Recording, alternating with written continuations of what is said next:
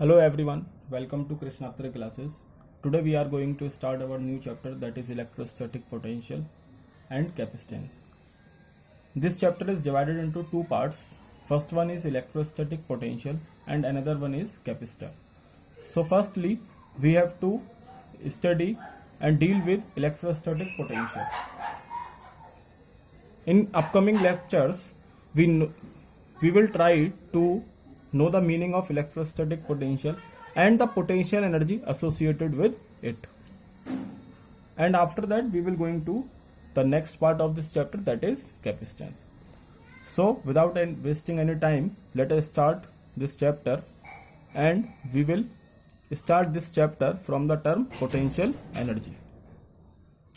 As we all know that the potential energy is associated with conservative force.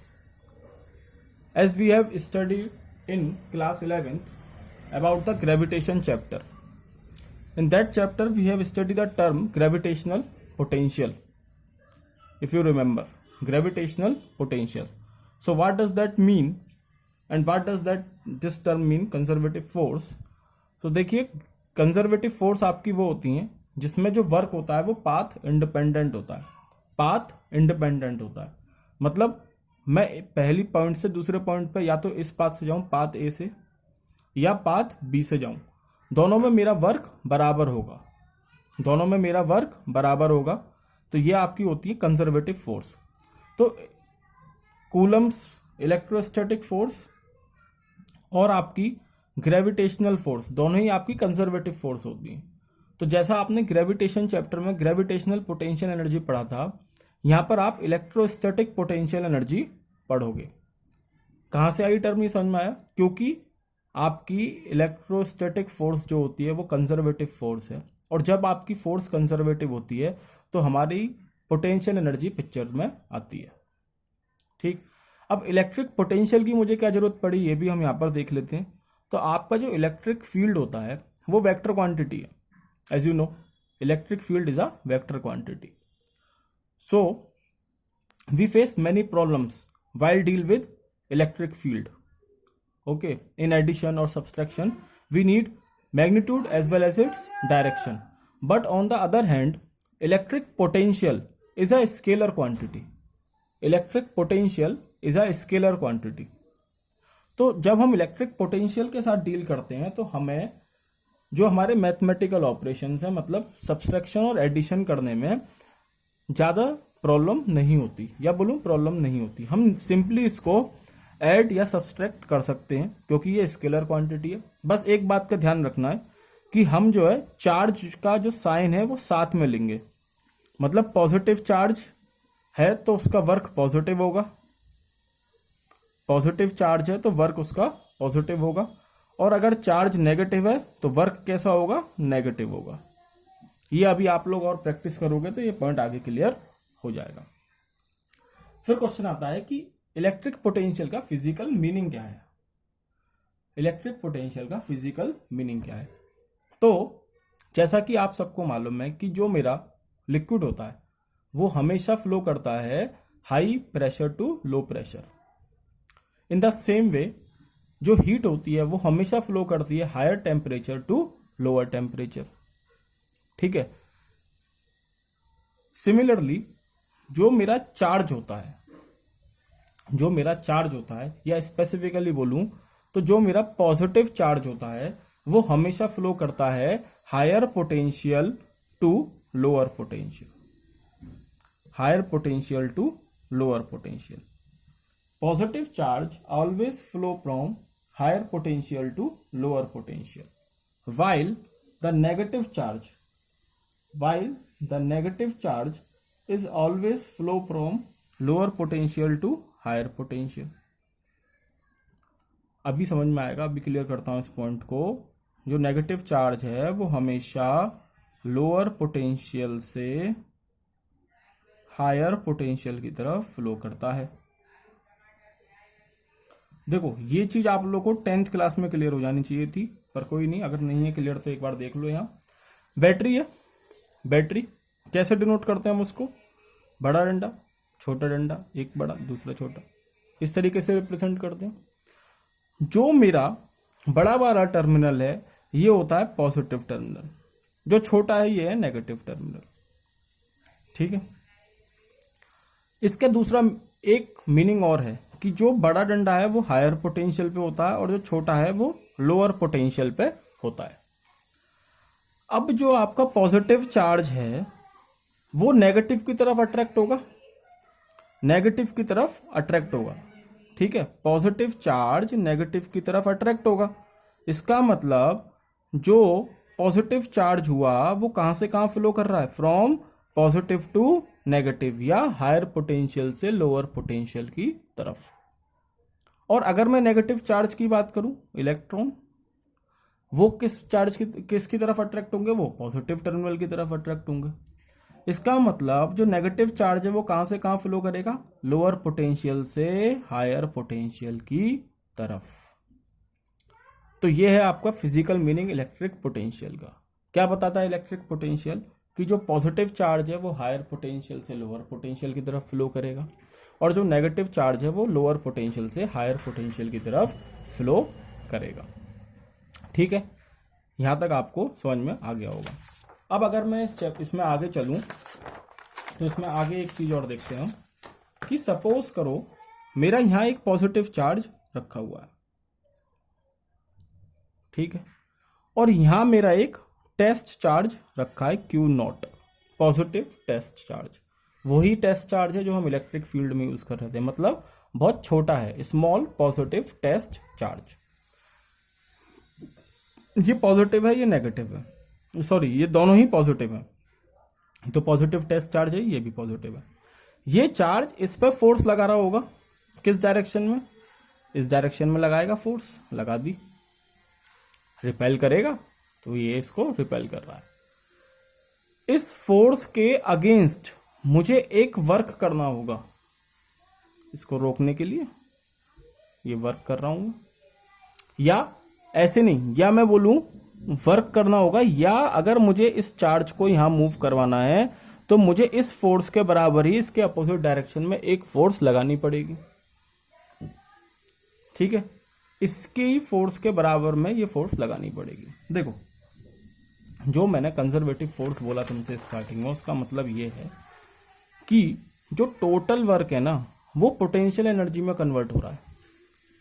Total work जो भी हम करेंगे वो पोटेंशियल एनर्जी में कन्वर्ट हो जाएगा।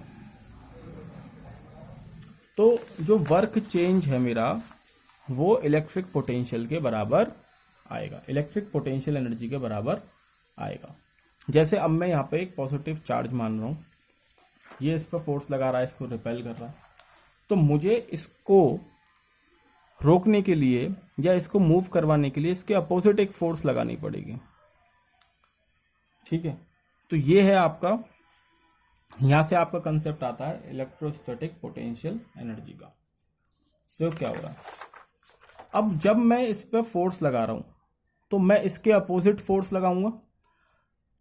ये यहां पर मान लो इनिशियली चार्ज मेरा यहां था और मुझे इसको मूव करवा के इस जगह पे लाना है, एफ पॉइंट पर, इनिशियल पोजीशन फाइनल पोजीशन। तो इस फोर्स के बराबर की फोर्स मुझे अपोजिट डायरेक्शन में लगानी होगी, तो मैं इसको उठा के यहां ला पाऊंगा। ठीक, और क्योंकि ये अपोजिट है, इसका मतलब जो वर्क डन होगा वो कैसा होगा, नेगेटिव होगा। क्यों, क्योंकि फोर्स मैं इस डायरेक्शन में लगा रहा हूं लेकिन डिस्प्लेसमेंट इस डायरेक्शन में होना चाह रहा है। ठीक है, या चार्ज जो है वो इस डायरेक्शन में मूव करना चाह रहा है, तो एंगल कितना होगा, 180। तो मैं कह सकता हूं जो मेरा वर्क है, इलेक्ट्रोस्टैटिक पोटेंशियल एनर्जी कितनी हो जाएगी, U final minus U initial is equal to minus of work done या माइनस WE। ठीक है, इन्फिनिटी क्यों बोल रहा हूं अब मैं आगे, इन्फिनिटी मैं इसलिए बोल रहा हूं कि मैंने ये माना कि मैं इस चार्ज को उठा के जो है इन्फिनिटी से ला रहा हूं, या जब दोनों चार्ज के बीच में सेपरेशन है इनफाइनाइट के बराबर, तो ये मैंने इसको इन्फिनिटी बोल दिया। अगर आप इससे रिलेटेड कुछ क्वेश्चन देखोगे, देखो ये कंसेप्ट जो क्लियर है वो ऐसे होगा कि मानो एक पॉजिटिव चार्ज रखा है, ठीक है, से प्रोटॉन P, और इसके अपोजिट मेरा एक इलेक्ट्रॉन रखा है, अब देखो यहां से तुम्हें एक चीज दिखी होगी कि अगर मेरा वर्क पॉजिटिव है तो मेरी पोटेंशियल एनर्जी नेगेटिव आएगी, और अगर मेरा वर्क नेगेटिव होगा तो पोटेंशियल एनर्जी पॉजिटिव आएगी।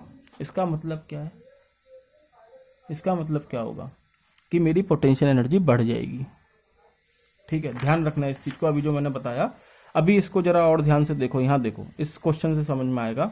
ये एक प्रोटॉन रखा है, ठीक है, ये एक इलेक्ट्रॉन रखा है। इस प्रोटॉन पे, प्रोटॉन जो है वो मेरा फिक्स्ड है। कैसा है? फिक्स्ड है। प्रोटॉन मेरा फिक्स्ड है, और इलेक्ट्रॉन को जो है मैं मूव करवा रहा हूं from infinity, moved from infinity to a point near proton, to a point near proton. Proton के पास में कोई पॉइंट है, वहां पे मूव करवा के ला रहा हूं। अब मुझे ये बताओ कि यहां पे वर्क जो है वो ग्रेटर देन 0 होगा या लेस देन 0 होगा? मैं ही बताता हूं, क्योंकि रिकॉर्डेड क्लास है तो तुम लोग कैसे बताओगे, मैं बताता हूं। अब इसमें जो है ये प्रोटॉन इस इलेक्ट्रॉन को अट्रैक्ट कर रहा होगा, यहां पर करेगा, फोर्स लगाएगा, और मैं भी इसको इन्फिनिटी से उठा के एक पॉइंट पर ले जा रहा हूं। ठीक है, तो मैं भी इसका जो डिस्प्लेसमेंट है वो किस डायरेक्शन में कर रहा हूं? इसी डायरेक्शन में कर रहा हूं। फोर्स और डिस्प्लेसमेंट के बीच में जो एंगल बना वो क्या है? 0 है। cos 0, W is equal to F S cos theta पढ़ा है ना, तो cos 0 होता है 1। इसका मतलब जो वर्क आया यहां पर, वर्क इन्फिनिटी कितना आया? Greater than 0। वर्क इन्फिनिटी कितना आया? Greater than 0। क्यों? क्योंकि force and displacement, because force and displacement are in same direction. Force और डिस्प्लेसमेंट दोनों ही सेम डायरेक्शन में है, इसलिए आपका वर्क जो है वो कितना आया? Greater than 0। इसका मतलब क्या होगा कि जो पोटेंशियल एनर्जी होगी वो घट रही है या बढ़ रही है? तो भाई साहब यहां पे आपकी पोटेंशियल एनर्जी जो है ना वो घटेगी। क्यों? क्योंकि अभी हमने देखा था potential energy negative of work के बराबर है। इसका मतलब पोटेंशियल एनर्जी जो है वो आपकी डिक्रीज हो रही है। Potential energy decreases. ठीक है, समझ में आया कुछ? बोलो। पोटेंशियल एनर्जी घट रही है। ये तो हो गया केस 1। सिमिलरली केस 2, मैंने क्या माना? ये प्रोटॉन है, वही सेम वाला और फिक्स है, लेकिन यहां पे मैंने चेंज कर दिया। यहां प्रोटॉन की जगह इलेक्ट्रॉन रखा है मैंने, प्रोटॉन सॉरी इलेक्ट्रॉन की जगह प्रोटॉन रखा है मैंने यहां पर भी, मतलब दोनों सेम चार्ज है। तो यहां पर क्या होगा? ये वाला प्रोटॉन इस पे जो, ये तो वे वाला फिक्स है, ठीक है, और इसको मूव करवाना है ऐसी इन्फिनिटी से एक गिवन पॉइंट पर। तो ये प्रोटॉन इस पे क्या करेगा? फोर्स लगा रहा होगा इस डायरेक्शन में, रिपेल करेगा ना, तो ये इस पे अवे फ्रॉम द सेंटर या अवे फ्रॉम द प्रोटॉन, इस पे एक फोर्स लग रही होगी F। लेकिन मुझे अभी भी इसे मूव करवाना है इस पॉइंट से इस पॉइंट पर, तो मैं डिस्प्लेसमेंट तो इसी डायरेक्शन में कर रहा हूं। तो यहां पर जो एंगल बना फोर्स और डिस्प्लेसमेंट के बीच में वो 180 है। 180 का मतलब हो गया कि जो आपका वर्क आप करोगे वो अगेंस्ट द फोर्स करोगे, तो ये वर्क जो है आपका लेस देन 0 आएगा। इसका मतलब क्या हुआ? जैसे ही आपका वर्क लेस देन 0 आया तो इस केस में जो आपकी पोटेंशियल एनर्जी है वो बढ़ जाएगी, वो इंक्रीज हो जाएगी। अब वो इंक्रीज क्यों हुई ये भी समझ लो, फील करने की कोशिश करो इस चीज को कि हो क्या रहा है। कि जैसे ही मैं इसको उठा के यहां पे लेके गया और मैंने इसको छोड़ दिया, तो खटैक से ये इस पर फोर्स मारेगा, रिपेल करेगा और फटाफट पीछे भाग के आ जाएगा, पीछे भाग के आ जाएगा दोबारा। मतलब क्या हो रहा है कि इसकी जो पोटेंशियल एनर्जी है वो कन्वर्ट हुई किसमें? काइनेटिक एनर्जी में। और काइनेटिक एनर्जी में इतनी तेज कन्वर्ट होगी कि ये तुरंत पीछे भाग के आएगा। अगर काइनेटिक एनर्जी में कन्वर्ट हो रही है, इसका मतलब ये है कि अगर काइनेटिक एनर्जी में कन्वर्ट हुई है तो जब मैं इसको यहां पे उठा के लाया हूं तो इसकी पोटेंशियल एनर्जी बढ़ी होगी by the law of conservation of energy. By the law of conservation of energy, we all know that energy can neither be created nor be destroyed. तो अगर मैं इसको छोड़ रहा हूं और ये बहुत तेज पीछे भाग रहा है, इसकी काइनेटिक एनर्जी बढ़ रही है, तो इसका मतलब है कि इसकी पोटेंशियल एनर्जी बढ़ी होगी। मैं इसको जब यहां से यहां उठा के लाया, बढ़ी क्यों बोल रहा हूं? अगर पहले से इसके पास पोटेंशियल एनर्जी होती यहां पर, तो ये यहां से भी तो भाग सकता था दूर, लेकिन यहां से नहीं भागा, जब पास लाया तब भागा। वहीं अगर तुम यहां पे देखोगे तो मैं वर्क करके इसको उठा लाया यहां पर, और यहां पे फिर ये लौट के गया नहीं है, क्या करेगा, ये इसको और खींच लेगा अपनी तरफ, तो पोटेंशियल एनर्जी इसकी घट रही है। ठीक है, पोटेंशियल एनर्जी इसकी घट रही है, भागा नहीं है, और इसकी तरफ और आकर्षित हो गया, चिपक गया। तो ये है आपका थोड़ा इलेक्ट्रोस्टैटिक पोटेंशियल एनर्जी का कंसेप्ट। अगर इसमें एक क्वेश्चन देखो, क्वेश्चन बताओ।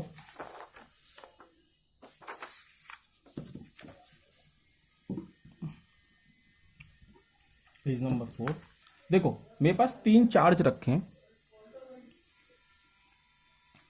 ये ए चार्ज है, ये बी चार्ज है,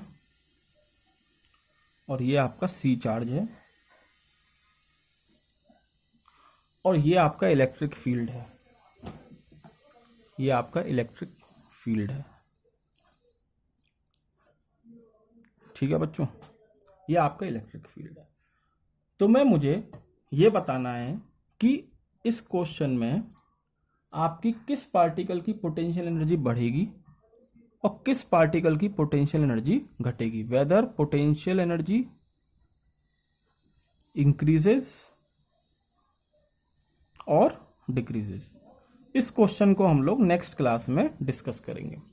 किस पार्टिकल की पोटेंशियल एनर्जी बढ़ेगी, किसकी पोटेंशियल एनर्जी घट रही है, ये तुम लोगों को मुझे बताना। 3 पार्टिकल है, A B C, negative positive positive. ये इलेक्ट्रिक फील्ड इस डायरेक्शन में मेरे सीधे हाथ की तरफ। ठीक है, ये हम लोग नेक्स्ट क्लास में क्वेश्चन डिस्कस करेंगे। अभी जो है हम लोग देखेंगे कि 2 पॉइंट चार्ज के बीच में आपकी पोटेंशियल एनर्जी कितनी होगी। तो देखो 2 पॉइंट चार्ज हैं, Q1 Q2। सिमिलरली दोनों पॉजिटिव हैं, पहले की तरह दोनों पॉजिटिव हैं। ये इस पर फोर्स लगा रहा होगा इस डायरेक्शन में, F force.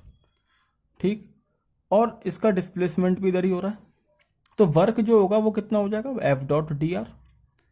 F dot D R हो गया।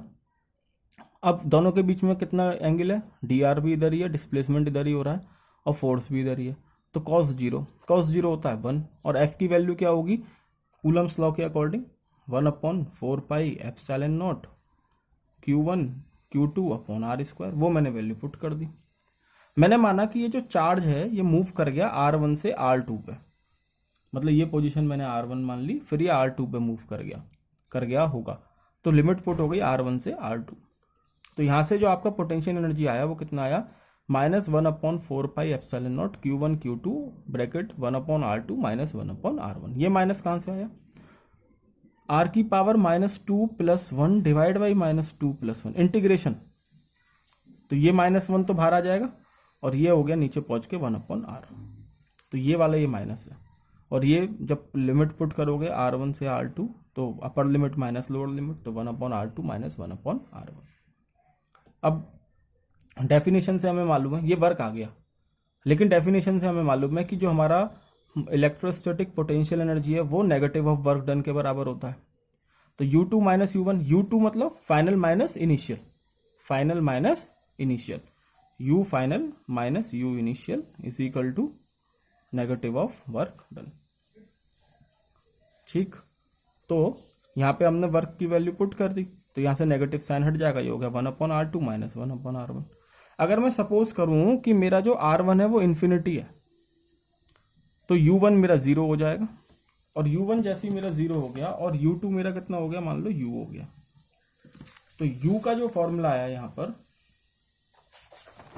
जो इलेक्ट्रोस्टैटिक पोटेंशियल एनर्जी का फॉर्मूला आया वो आया 1/4πε0 Q1 Q2/R, Q1 Q2/R। देखो ये क्वेश्चन कल डिस्कस करेंगे, इसको यहीं रख देते हैं, और यहां जरा एक चीज समझने की कोशिश करो। क्या बोला मैंने कि R1 हो गया इनफाइनाइट, तो U1 हो गया 0। मतलब क्या है, इस चीज का, R1 इनफाइनाइट हो गया, U1 हो गया 0, पुट कर दिया, बढ़िया बात है, आंसर आ गया, डेरिवेशन हो गया, फॉर्मूला आ गया। मतलब क्या है इसका? मतलब इसका ये है कि मेरे पास कोई चार्ज है Q और दूसरा चार्ज है Q0, ठीक है, स्मॉल टेस्ट चार्ज। तो इस स्मॉल टेस्ट चार्ज को मैं कहां से उठा के ला रहा हूं? इन्फिनिटी से उठा के ला रहा हूं।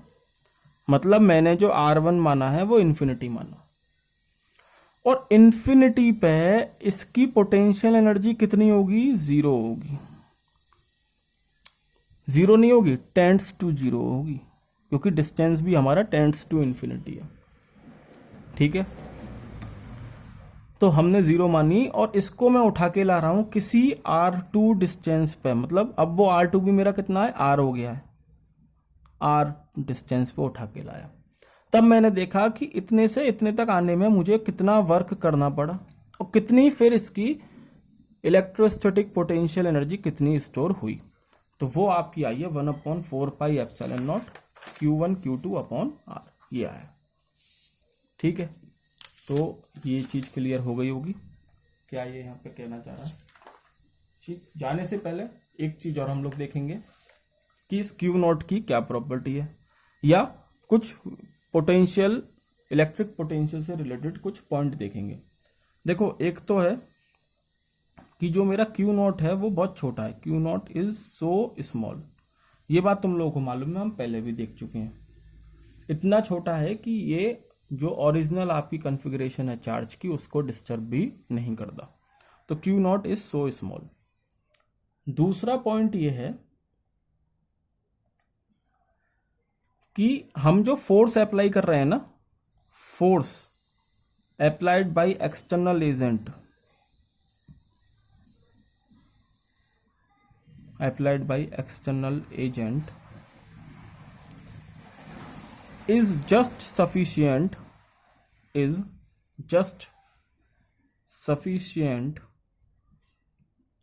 to counter the repulsive force,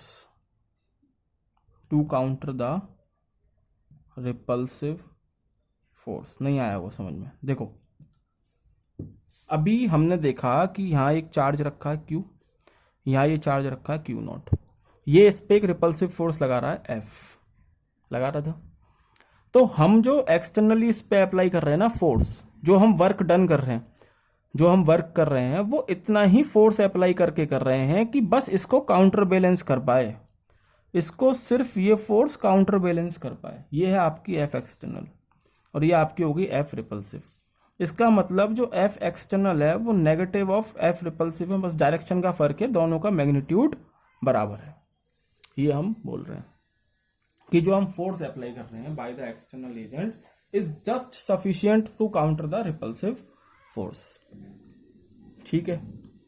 clear हो गई होगी बात। आगे चलते हैं। आगे तीसरा पॉइंट ये है कि जो इलेक्ट्रिक फील्ड है वो आपका कंजर्वेटिव फोर्स है, जो कि मैं अभी आपको बता चुका हूं। तो electric field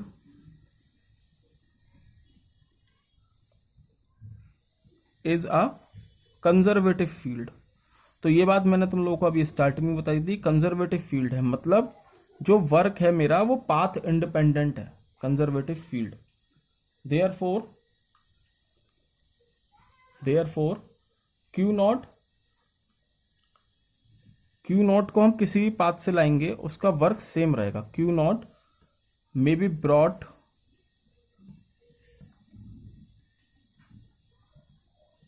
in from A to B along path or any other path बात समझ में आ गई होगी। किसी पाथ से लाऊं A से A, B, किसी पाथ से लाऊं A से B या किसी और पाथ से लाऊं, आपका वर्क डन सेम रहेगा, work done will be same. तो ये है आपका थोड़ा सा इलेक्ट्रिक पोटेंशियल एनर्जी के बारे में कंसेप्ट। अभी और आगे देखेंगे। आज के लेक्चर के लिए इतना ही है। थोड़ा रिकॉल कर लेते हैं आज हमने क्या देखा है।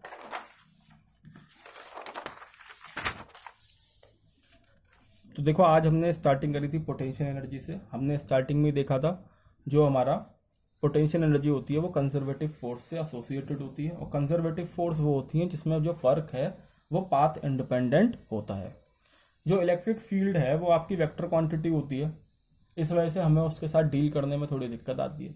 लेकिन जो आपका इलेक्ट्रिक पोटेंशियल है वो स्केलर क्वांटिटी है, तो हम उससे आसानी से डील कर पाते हैं। फिर हमने फिजिकल मीनिंग देखा था इलेक्ट्रिक पोटेंशियल का। क्या था कि जो आपका चार्ज होता है वो हमेशा हायर पोटेंशियल से लोअर पोटेंशियल की तरफ फ्लो करता है, लेकिन कैसा? Positive charge.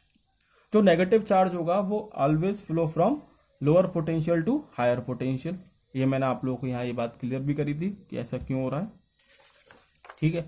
उसके बाद फिर हमने देखा था कुछ एग्जाम्पल कि कैसे हम लोग कह रहे हैं कि जो मेरा वर्क है वो नेगेटिव ऑफ, जो मेरी पोटेंशियल एनर्जी है वो नेगेटिव ऑफ वर्क है। तो हमने यहाँ ये बात देखी थी दो एग्जाम्पल के थ्रू कि अगर यहाँ एक प्रोटॉन रख दिया, यहाँ एक इलेक्ट्रॉन रख दिया, इस पे फोर्स लग रही होगी अट्रैक्टिव फोर्स, और मैं इसका डिस्प्लेसमेंट भी इसी डायरेक्शन में कर रहा हूँ क्योंकि इसके पास ले जाना है। तो यहाँ पे मेरा वर्क क्या होगा? पॉजिटिव होगा। और अगर मेरा वर्क पॉजिटिव होगा तो मेरी पोटेंशियल एनर्जी, इसका मतलब अगर वर्क बढ़ रहा है तो पोटेंशियल एनर्जी मेरी घट रही है, चेंज इन पोटेंशियल एनर्जी घट रहा है। किसी एक कॉस्ट पे तो वर्क करोगे ना, ठीक। सिमिलरली अगर मेरा वर्क कम होगा तो मेरी पोटेंशियल एनर्जी बढ़ जाएगी, ठीक है। फिर हमने पॉइंट चार्ज की वजह से इलेक्ट्रिक पोटेंशियल एनर्जी देखी थी जो हमारी 1/4 pi epsilon not Q1 Q2 upon आ रहा है था। फिर हमने कुछ पॉइंट देखे थे इलेक्ट्रिक पोटेंशियल से रिलेटेड कि हमारा Q0 बहुत छोटा है, जो हम उतनी ही फोर्स अप्लाई करते हैं जितनी उस पर लग रही है, दोनों बराबर रहती हैं अपोजिट डायरेक्शन में। और जो हमारा इलेक्ट्रिक फील्ड है वो कंजर्वेटिव फील्ड है, इसका मतलब जो वर्क है हम किसी भी पाथ के अलोंग करेंगे वो सेम रहेगा। ये एक क्वेश्चन है जो आप लोगों को ट्राई करना है, ठीक है। बाकी आज के लिए इतना ही, कल मिलेंगे। अगर वीडियो अच्छी लगी है तो लाइक करें, चैनल को सब्सक्राइब करें और शेयर करें, कमेंट करें। Okay, thank you.